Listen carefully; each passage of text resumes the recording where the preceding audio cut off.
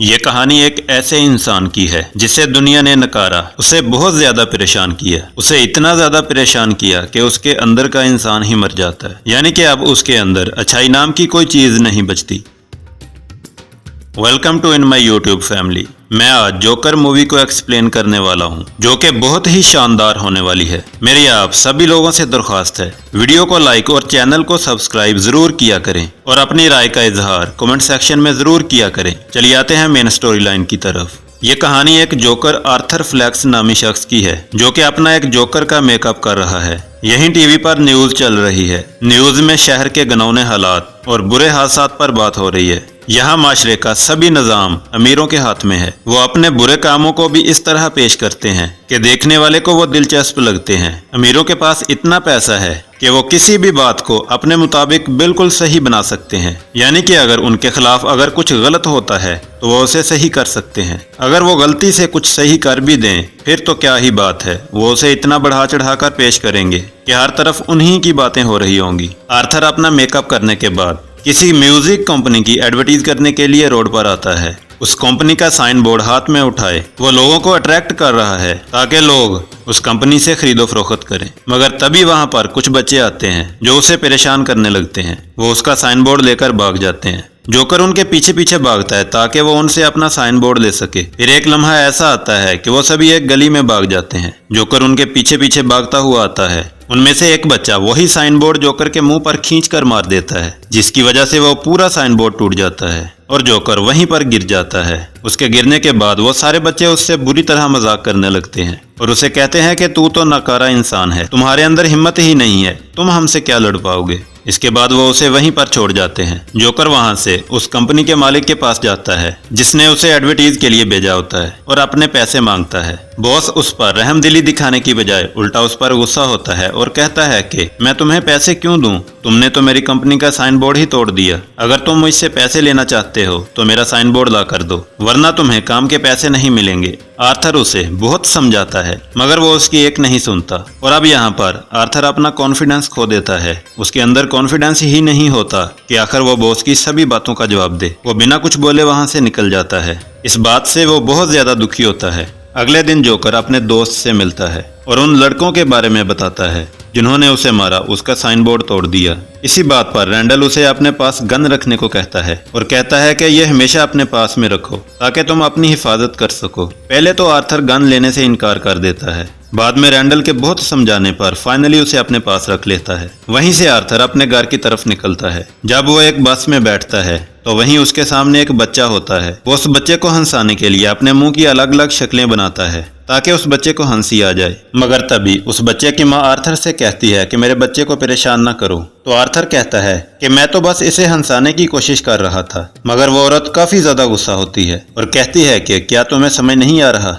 इस बात से आर्थर बहुत ज्यादा दुखी हो जाता है और वो जोर जोर से हंसने लगता है। वो औरत भी परेशान होकर उसकी तरफ देख रही होती है। तभी आर्थर अपनी जेब से एक कार्ड निकालकर उसे देता है जिसमें लिखा होता है कि उसे हंसने की बीमारी है और ये उसके साथ उस वक्त होता है जब वो बहुत ज्यादा परेशान होता है। असल में जब भी आर्थर काफी ज्यादा नाराज होता है तो उसकी हंसी और भी ज्यादा बढ़ जाती है। आर्थर का ऐसा हाल बचपन में हुए एक हादसे की वजह से हुआ था। इसके बाद वो अपने आप को ठीक करने के लिए सोशल सर्विसेज की मदद लेता है और वो वहां पर जाता है और दिमागी डॉक्टर से बात करता है। वहां पर डॉक्टर आर्थर से उसकी डायरी के मुताल्लिक पूछती है तो आर्थर कुछ बोलने की बजाय उसे अपनी डायरी दे देता है। जब डॉक्टर उस डायरी को पढ़ती है तो उसके अंदर लिखा होता है कि मेरी मौत उतनी बुरी नहीं होनी चाहिए कि जितनी बुरी मैं अपनी लाइफ जी रहा हूँ। आर्थर डॉक्टर से कहता है कि मेरी दवाइयों की मिकदार को बढ़ा दो। तो जवाब में डॉक्टर कहती है कि तुम पहले से ही बहुत डोज ले रहे हो, मैं इसको और नहीं बढ़ा सकती। वहां से आर्थर अपने घर आता है और अंदर दाखिल होने से पहले वो अपना लेटर बॉक्स चेक करता है। वो देखता है कि लेटर बॉक्स खाली है। घर पहुंचने पर वो माँ से मिलता है जिसका नाम पेनी फ्लैक होता है। पेनी फ्लैक लेटर बॉक्स के बारे में पूछती है और पूछती है कि थॉमस वीन की तरफ से कोई लेटर आया है। तो आर्थर कहता है कि आज भी कोई लेटर नहीं आया।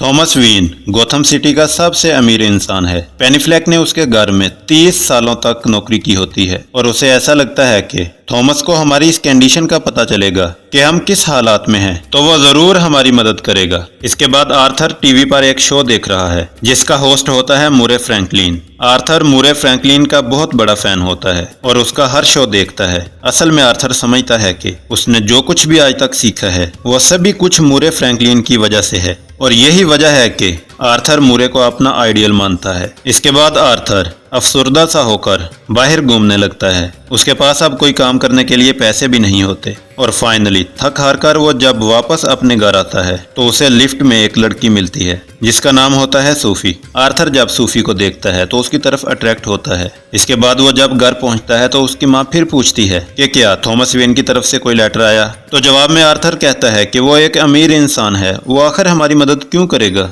मगर पेनी फ्लैग कहती है कि वो हमारी मदद जरूर करेगा। इसके बाद सीन शिफ्ट होता है अगले दिन पर, जहाँ पर हमें दिखाया जाता है सोफी जो आर्थर को लिफ्ट में मिली थी वो अपने घर से निकलकर बाहर जा रही है। वहीं आर्थर उसका पीछा करने लगता है क्योंकि अब वो सूफी की तरफ माइल हो चुका है। शाम को सूफी आर्थर से मिलती है। वो आर्थर से नाराज नहीं होती उसका पीछा करने के लिए। इसके बाद अगले दिन जोकर एक हॉस्पिटल में पहुंचता है। वहां पर वो अपने डांस से बच्चों को हंसाने की कोशिश करता है और जब वो ऐसा कर रहा होता है तो गलती से उसकी जेब से वो गन गिर जाती है जो उसके दोस्त ने जबरदस्ती उसके हाथ में थमा दी थी। जैसे ही बच्चे और नर्सिस उस गन को देखते हैं तो वो बहुत ज्यादा घबरा जाते हैं और इसी वजह से आर्थर को इस जॉब से भी निकाल दिया जाता है। वो अपने बॉस को बहुत समझाने की कोशिश करता है कि वो गन असली नहीं है, वो तो एक खिलौना है बच्चों को एंटरटेन करने के लिए। तो उसका बॉस आर्थर को बताता है कि मुझे रैंडल ने सब कुछ बता दिया है, तुमने ये गन उससे खरीदी है। मगर जबकि ऐसा नहीं था, रैंडल ने तो खुद उसे ये गन दी थी ताकि वो अपनी हिफाजत कर सके।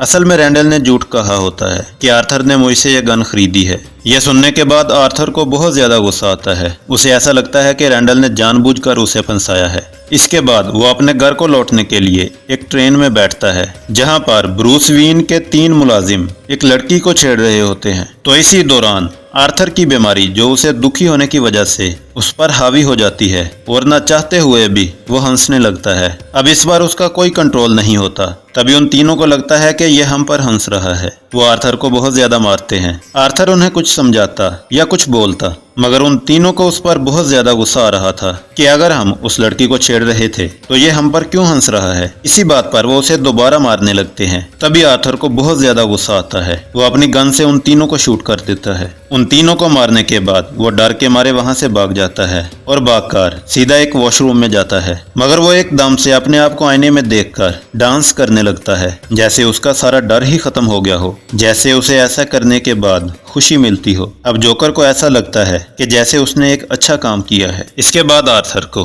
टीवी पर एक न्यूज सुनते दिखाया गया है। उस न्यूज में थॉमस वेन बाकी सभी लोगों को बता रहा है कि जिन 3 लोगों का ट्रेन में कत्ल किया गया है वो एक अच्छे लोग थे जिनकी बुरी मौत हो गई। और वो ये भी बताता है कि जिस इंसान ने उन तीनों को मारा है वो किसी जोकर की पोशाक में था। कहानी में असल ट्विस्ट आता है यहाँ पर। लोग उन तीनों की मौत की हैरानगी की बजाय उस जोकर का साथ दे रहे हैं। लोग ये सोच रहे हैं कि जोकर ने जो काम किया अच्छा किया। इसके बाद आर्थर अपनी दिमागी डॉक्टर के पास जाता है और वहाँ पर डॉक्टर उसे बताती है कि आज हमारी आखिरी मीटिंग है क्योंकि अब गवर्नमेंट ने हमारी फंडिंग रोक दी है। अब हमारे पास इतना बजट ही नहीं होता कि आप जैसे लोगों की मदद करें। पहले ही इतना परेशान आर्थर इस बात से और ज्यादा टूट जाता है। इसके बाद आर्थर को स्टैंड अप कॉमेडियन बनकर लोगों के सामने परफॉर्म करता दिखाया गया है। वो लोगों की भीड़ की वजह से नर्वस फील करता है और घबराकर जोर जोर से हंसने लगता है और इसी वजह से उसका सारा शो खराब हो जाता है। इसके बाद आर्थर जब अपने घर पहुंचता है तो वहां पर उसकी माँ उसे एक लेटर पोस्ट करने के लिए कहती है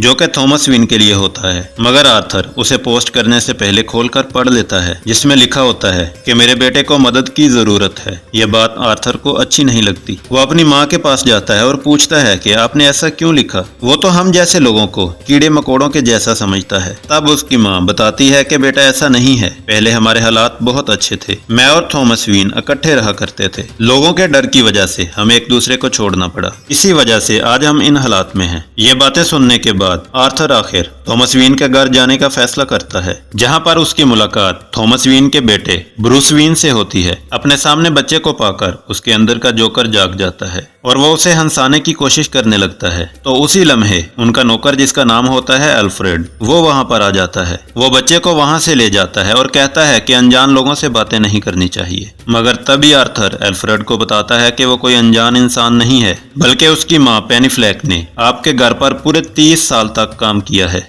एल्फ्रेड उसकी बातों पर यकीन नहीं करता। वो उसे वहां से जाने के लिए कहता है। वो कहता है कि अगर तुम यहाँ से नहीं गए तो मैं पुलिस को बुला लूंगा। आर्थर उससे कहता है कि मुझे थॉमस वीन से मिलना है। मैं सब सच्चाई जानता हूँ। कुछ सालों पहले मेरी माँ पेनी फ्लैक और थॉमस वीन का आपस में अफेयर था और मैं थॉमस वीन का ही बेटा हूँ। लेकिन एल्फ्रेड ये बात मानने से इनकार कर देता है और उसे बताता है कि तुम्हारी माँ एक पागल थी। उसने तुमसे झूठ बोला है कि तुम थॉमस वीन के बेटे हो। ये बातें सुनने के बाद आर्थर गुस्से की हालत में अपने घर निकलता है। जब वो अपने घर पहुंचता है तो उसे पता चलता है कि उसके घर पर एम्बुलेंस आई है और उसकी माँ को हॉस्पिटल लेकर जाने लगते हैं। असल में उसकी मां पेनी फ्लैक को एक दिल का दौरा पड़ा होता है। आर्थर अपनी मां की ये हालत देखकर बहुत ज्यादा परेशान होता है। तभी वहां पर 2 पुलिस वाले आते हैं और आर्थर से कहने लगते हैं कि क्या तुम्हें पता है उस जोकर के बारे में जिसने ट्रेन हादसे में 3 लोगों को मारा था। तो आर्थर वहां पर अनजान बनने की कोशिश करता है और कहता है कि मुझे तो इसके बारे में कुछ नहीं पता। असल में उन पुलिस वालों को आर्थर पर शक होता है और यही सवाल वो उसकी मां से पूछते हैं, जिसकी वजह से उसे दिल का दौरा पड़ा था। इसके बाद आर्थर अपनी मां के पास आकर बैठता है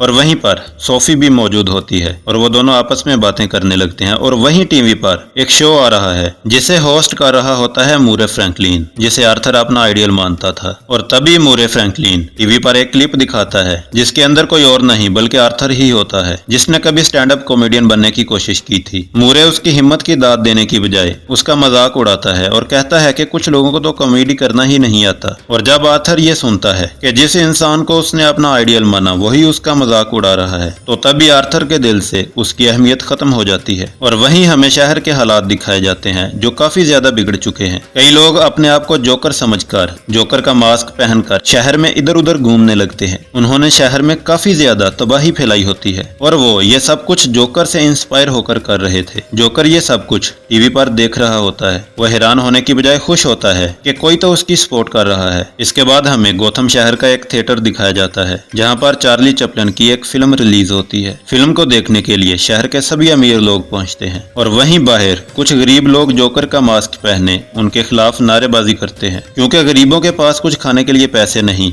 और वहीं पर अमीर लोग अपने शौक पूरे करते हैं। सभी लोग बहुत जोर जोर से ये चिल्लाते हैं कि मैं जोकर हूँ, मैं जोकर हूँ। जोकर ये देखकर बहुत खुश होता है। उसे ऐसा लगता है कि वो अब इन सब लोगों का हीरो है। और तभी वहाँ पर पुलिस पहुंच जाती है और इसी अफरा तफरी में मौका पाकर आर्थर थिएटर के अंदर दाखिल हो जाता है ताकि वो थॉमस वीन से बात कर सके। वहाँ पर आर्थर की मुलाकात अपने बाप थॉमस वीन से होती है। आर्थर थॉमस वीन से कहता है कि मैं आपका बेटा हूँ, मैं आपका वो बेटा हूँ जो पेनी फ्लैक से पैदा हुआ। लेकिन इस बात से थॉमस वीन इनकार कर देता है और उसके मुंह पर एक जोर से मुक्का मार देता है, जिसकी वजह से उसके नाक से खून निकलने लगता है और वो कहता है कि मैं किसी पेनी फ्लैक को नहीं जानता, यहाँ से चले जाओ। इसके बाद आर्थर को एक कॉल रिसीव करते हुए दिखाया जाता है जो पुलिस वालों की तरफ से होती है। वो पुलिस वाला उस ट्रेन हादसे की पूछताछ करने के लिए आर्थर से मीटिंग करना चाहता है। इसी दौरान आर्थर को पता चलता है कि मूरे फ्रैंकलिन ने उसे अपने शो में इनवाइट किया है। उसकी जो क्लिप उसने शो में दिखाई थी उसे लोगों ने काफी ज्यादा पसंद किया था। और जब उसे पता चलता है कि मूरे ने खुद उसे अपने शो में इनवाइट किया है तो वो वहां जाने का फैसला करता है। वहां से आर्थर निकलता है और सीधा जाता है एक हॉस्पिटल में। वहां रिसेप्शन पर पहुंचकर अपनी माँ की फाइल मांगता है, लेकिन सामने वाला बंदा इनकार कर देता है। तो आर्थर उस फाइल को चुराकर वहां से भाग जाता है। जब आर्थर उस फाइल को खोलकर पढ़ता है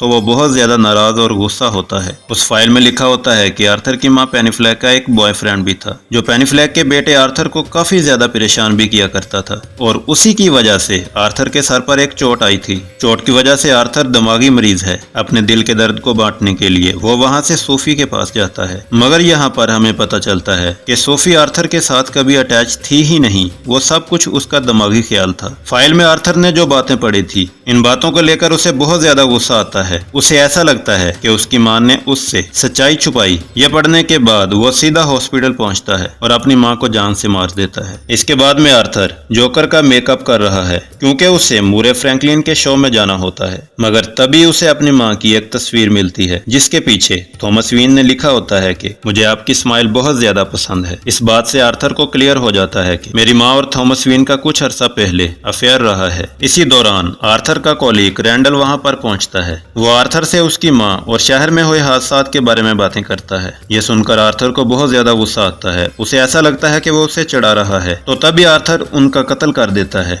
इसके बाद मूवी का सबसे शानदार सीन दिखाया जाता है, जिसमें दिखाया जाता है कि आर्थर अपने जोकर के फुल गेटअप में मुरे फ्रैंकलिन के शो के लिए जा रहा है। वो वहां से डांस करते हुए जा रहा है। उसे इस बात की इतनी खुशी होती है कि वो अपनी खुशी को डांस के जरिए जाहिर करता है। मगर तभी वहां पर दो पुलिस वाले पहुंचते हैं, जो कि ट्रेन में हुए हादसे के बारे में उससे पूछताछ करना चाहते थे। उन दोनों को देखकर आर्थर वहां से भाग जाता है और सीधा एक मेट्रो स्टेशन पहुंचकर एक ट्रेन में घुस जाता है। वो देखता है कि उस ट्रेन में पहले से लोग मौजूद हैं, जिन्होंने जोकर के मास्क पहने हुए हैं, जिसकी वजह से वो उनके दरमियान घुस जाता है। वहां से आर्थर मुरे फ्रैंकलिन के शो में पहुंचता है और शो स्टार्ट होने पर वहां पर बहुत से लोग उन दोनों के लिए तालियां बजाते हैं। और तभी आर्थर से मुरे फ्रैंकलिन पूछता है कि तुम जोकर के रूप में यहाँ पर क्यों आए हो? तो आर्थर बताता है कि ये मैंने ऐसा इसलिए किया ताकि लोगों को हंसी आए। आर्थर बताता है कि मेरे दिल में हमेशा से खुशियां भरी थी और मुझे खुशियां बांटना अच्छा लगता है। और आर्थर उस शो में लाइव ये भी बताता है कि उस ट्रेन हादसे में जो 3 लोग मरे थे उनको मैंने ही मारा था। आर्थर बताता है कि अगर कोई गरीब मर जाए तो उनके बारे में कोई बात नहीं होती, और वहीं पर अगर कोई अमीर आदमी हल्का सा बीमार भी हो जाए तो सब लोग उसके ठीक होने की दुआ करने लगते हैं। यहाँ पर सब के सब लोगों को अपने फायदे की पड़ी हुई है, दूसरों के बारे में कोई नहीं सोचता। और आज तुमने जो मुझे इस शो में बुलाया है, इसके पीछे तुम्हारा ही फायदा है, क्योंकि इस शो की मकबूलियत बढ़ रही थी, इसीलिए तुम और ज्यादा पैसा कमाने के लिए मुझे यहाँ पर लाए। इस बात से मुरे फ्रैंकलिन इनकार करता है। वो कहता है कि ऐसी बात नहीं है। मगर तभी आर्थर को गुस्सा आता है और वो मुरे फ्रैंकलिन अपने होस्ट को भी शूट कर देता है। यह देखकर वहाँ पर मौजूद पब्लिक भी हैरान हो जाती है और वो वहाँ से उठकर जाने लगती है। हर जगह शोर बर्पा हो जाता है और तभी पुलिस आर्थर को पकड़ लेती है और जब वो उसे कार में बिठाकर जाने लगते हैं और तभी वहाँ पर मौजूद कुछ लोग जो जोकर की सपोर्ट में होते हैं, वो पुलिस की गाड़ी को एक एम्बुलेंस से हिट कर देते हैं, जिसकी वजह से आर्थर आजाद हो जाता है और वो उसी कार पर खड़ा हो जाता है। उसकी नाक से काफी ज्यादा खून निकल रहा है। वो उसी खून से अपने मुंह पर स्माइल बना देता है और ये होता है जोकर का असली चेहरा। ये वो चेहरा होता है जिसमें सच्चाई,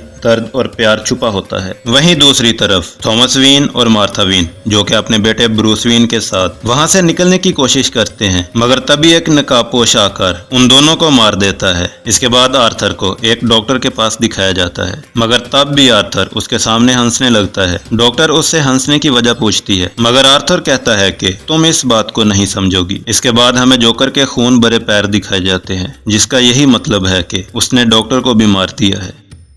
और इसी के साथ ये मूवी यहीं पर ख़त्म होती है। अगर आप मेरे चैनल पर नए हैं तो चैनल को सब्सक्राइब ज़रूर कर लें और साथ में मौजूद बेल आइकन को भी प्रेस कर दें, ताकि हर नई आने वाली वीडियो का नोटिफिकेशन सबसे पहले आपको पहुंचे। जल्द ही मिलते हैं नेक्स्ट वीडियो में। तब तक अपना ख्याल रखना और अपने इस चैनल का भी।